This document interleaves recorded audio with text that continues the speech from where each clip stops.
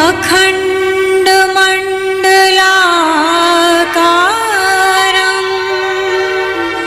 व्याप्तं येन चराचरं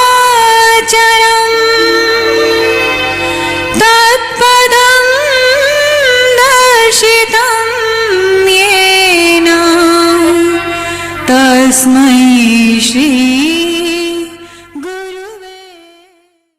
मित्रों, यूं तो हमारे सनातन धर्म में अनेकों मंत्र हैं, लेकिन गायत्री मंत्र सर्वोपरि मंत्र क्यों माना जाता है? गायत्री मंत्र की साधना से व्यक्ति की समस्त परेशानियां कैसे दूर होती हैं? गायत्री मंत्र के जाप करने से वह कौन सा सूत्र है जिसके कारण हम गायत्री मंत्र को फलित कर सकें, सिद्ध कर सकें, उसका बड़े जल्दी लाभ ले सकें? गायत्री मंत्र है क्या? इसका हम जाप क्यों करें? गायत्री और गुरु का क्या संबंध है? यदि आप गायत्री मंत्र का जाप करना चाहते, इसके इच्छुक हैं, तो निश्चित रूप से यह वीडियो आपके लिए काफी लाभप्रद होगा। राधे राधे, जय श्री कृष्णा। नमस्कार, मैं आचार्य पंडित गिरीश बारोट। मंडलाकारं व्याप्तं येन चराचरं तत्पदं दर्शितं येन तस्मै श्री गुरुवे नमः, तस्मै श्री गुरुवे नमः।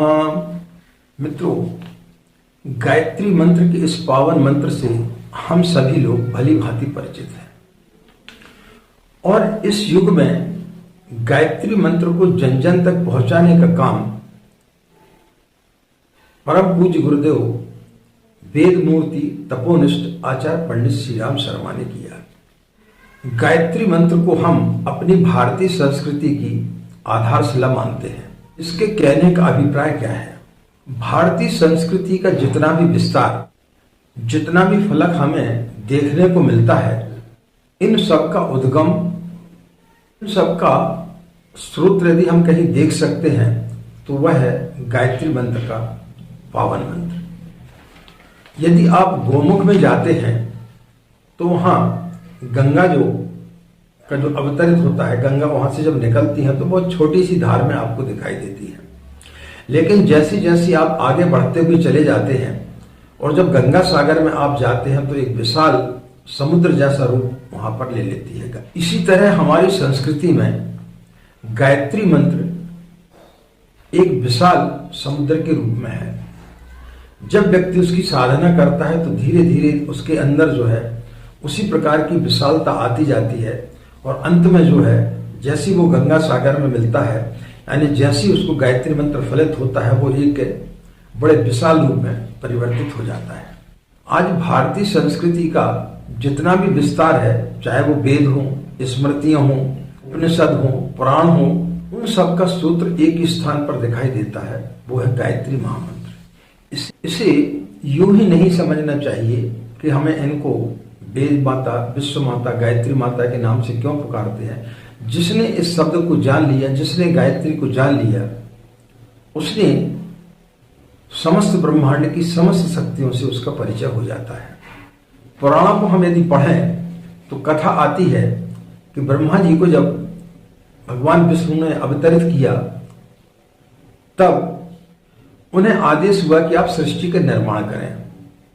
सृष्टि के निर्माण के लिए क्या करें? तप करें। तप के लिए क्या करें? जप करें। और जप के लिए क्या करें? मंत्र का जाप करें। तो जब मंत्र का जाप करें तो किस मंत्र का जाप करें? फिर गायत्री मंत्र का जाप उन्होंने किया। तब सृष्टि का निर्माण हुआ, और जब सृष्टि का निर्माण हुआ तो उसे गायत्री मंत्र के नाम से पुकारा गया कि गायत्री मंत्र में इतनी सामर्थ्य है कि उससे भगवान ब्रह्मा ने सृष्टि का निर्माण किया। गायत्री मंत्र अकेला उन सारी शक्तियों को सन्निहित करता है जो यदि मनुष्य सही तरीके से करे तो उसका जीवन, उसकी चेतना, उसकी विचारणा, उसकी मान्यता, उसकी प्रज्ञा, उसका ज्ञान, उसकी आस्थाएं परिमार्जित हो जाती हैं, बल्कि वह शिखर पर जाकर के पहुंच जाता है। जिसे हम मानवीय चेतना का पुरुषार्थ कहकर पुकार सकते हैं। हमारी संस्कृति के अंदर ज्ञान है, विज्ञान है, सिद्धियां हैं, ये सब जो छुपा कर रखी गई है, उन सब का स्रोत जो है वो गायत्री मंत्र है। यदि आप वाल्मीकि रामायण को पढ़ते हैं, श्रीमद् भगवद गीता को पढ़ते हैं, तो उनमें 24,000 श्लोक हैं और प्रत्येक 1000 मंत्र के बाद में एक गायत्री मंत्र का संपुट लगाया हुआ है। इस प्रकार से 24 मंत्रों की एक माला उसमें गुथी हुई है। जो लोग तंत्र साधना करते हैं उसमें भी गायत्री मंत्र की प्रमुख भूमिका होती है। गायत्री मंत्र के बगैर किसी भी व्यक्ति की तांत्रिक साधना सफल नहीं होती है। कोई भी व्यक्ति किसी भी मंत्र का यदि जाप करता है तो बगैर गायत्री मंत्र के जाप किए उसकी कोई भी मंत्र की सिद्धियां सफल नहीं होती हैं। जितने भी शास्त्र हैं, जितनी भी शक्तियां हैं, जितने भी मंत्र हैं, उन सबके पीछे सिर्फ यही एक उद्देश्य है कि जब तक आप गायत्री मंत्र का जाप नहीं करेंगे तब तक आप उन सिद्धियों को प्राप्त नहीं कर सकते। इसलिए गायत्री मंत्र ही वह शक्तिशाली मंत्र है जिसके जाप करने से व्यक्ति अपनी असीम सिद्धियों को प्राप्त कर सकता है। इन सबके लिए प्रार्थना आवश्यक है और प्रार्थना के लिए भावना आवश्यक है। मंत्र का जाप हम जब करते हैं वो सिर्फ शब्द होते हैं, लेकिन जब भावना जुड़ती है तो भावना जुड़ने के साथ साथ में उसके अंदर प्रार्थना जो है सन्निहित हो जाती है। फिर जो उसके परिणाम आते हैं वो देखने लायक होते हैं। कैलिफोर्निया में एक कैंसर के बहुत बड़े डॉक्टर थे। उनका नाम था मार्क कैनन। उन्हें एक बार किसी कॉन्फ्रेंस में जाना था, वहां पर वे मुख्य अतिथि थे। लेकिन जिस दिन उन्हें जाना था उस दिन इतनी आंधी तूफान आया कि सारी फ्लाइटें वहां पर बंद हो गई थी। वो जितने बड़े कैंसर के डॉक्टर थे उतने ही बड़े वो नास्तिक थे। वो भगवान पर बिल्कुल विश्वास नहीं करते थे।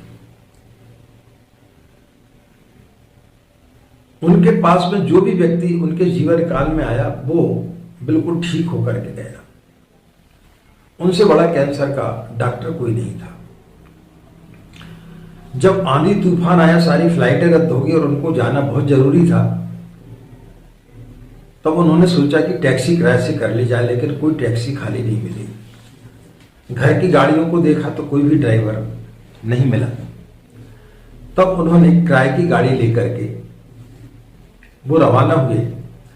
2-3 घंटे का सफर ही उन्होंने तय किया था कि अचानक फिर से तूफान काफी ज्यादा हो गया। सामने देखा एक मकान था। उस मकान में जाकर के उन्होंने शरण ली, विश्राम किया, भोजन आदि किया। तो उन्होंने उस घर की मालकिन से बोला कि आप भी भोजन कर लें।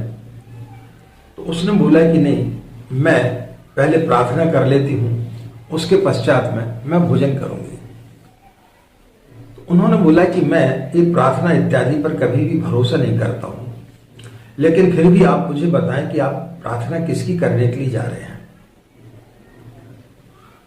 तो उन्होंने बताया कि बाजू के कमरे में मेरा बच्चा है, उसे कैंसर हो गया है और कैंसर उसका तभी ठीक हो सकता है जब मार्केंड डॉक्टर आकर के उसका इलाज करें। अब मैं गरीब हूं, मेरे पास में इतनी शक्ति सामर्थ्य तो नहीं है कि मैं अपने बच्चे को उनके अस्पताल तक ले जा सकूं। इसलिए मैं नित्य प्रार्थना करती हूँ ईश्वर से कि हे ईश्वर, तू इस प्रकार का कुछ चमत्कार कर, वो डॉक्टर स्वयं यहां पर आ जाए और मेरे बच्चे का इलाज कर दे। तो डॉक्टर हतप्रभ रह गया। उन्होंने अपनी जीवनी में लिखा कि मैं कभी भगवान पर विश्वास नहीं करता था, लेकिन आज मैंने देखा कि प्रार्थना में कितनी बड़ी शक्ति होती है। ईश्वर को मुझे उस महिला तक पहुंचाना था, इसलिए उन्होंने आंधी तूफान लाया और ऐसी स्थिति निर्मित की कि मुझे उसके घर में जाकर के ठहरना पड़ा और फिर मुझे उसका बच्चे का इलाज करना पड़ा और वो बच्चा पूर्ण रूप से स्वस्थ हो गया। तो ये प्रार्थना में ताकत होती है। इस दुनिया में हमारे विश्वास से बढ़कर के कोई दूसरा विश्वास नहीं है, और जो विश्वास हमारी जिंदगी में एक बार आता है और जिस चीज पर हम विश्वास कर लेते हैं उसी का नाम श्रद्धा है।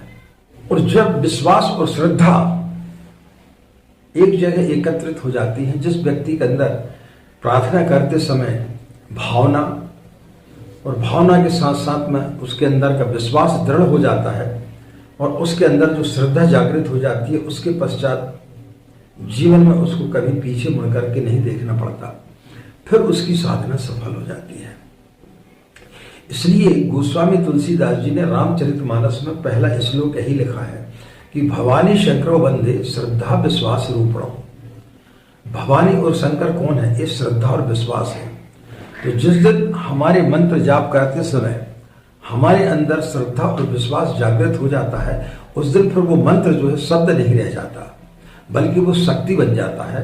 और वही शक्ति जो है फिर हमारे जीवन में अनेक प्रकार के चमत्कार पैदा करती है, जिसको देख करके लोग हतप्रभित रह जाते हैं और लोगों को समझ में आता है कि ये अंधविश्वास है, कि कोई जादू टोना कर रहा है, कि क्या कर रहा है। गायत्री मंत्र के बारे में बताया कि गायत्री मंत्र की साधना क्यों करनी चाहिए, और उसके साथ में बगैर गुरु के यदि आप साधना करते तो वो फलित नहीं होती, इसलिए गुरु वरण करना आवश्यक है।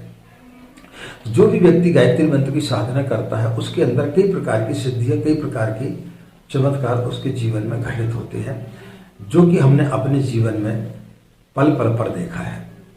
आशा मित्रों, यह जानकारी आपके लिए निश्चित रूप से लाभकारी होगी। इन्हीं कामनाओं के साथ में कि आपका दिन मंगल में हो, आप लोग खुश रहें, मस्त रहें। पूज्य गुरुदेव गायत्री माता एवं परमंडलीय माता का शुभ संरक्षण आप लोगों को सदैव मिलता रहे। आज की बात यहीं समाप्त करते हैं। आप सभी के अंदर बैठे परमात्मा को हमारा प्रणाम। हमें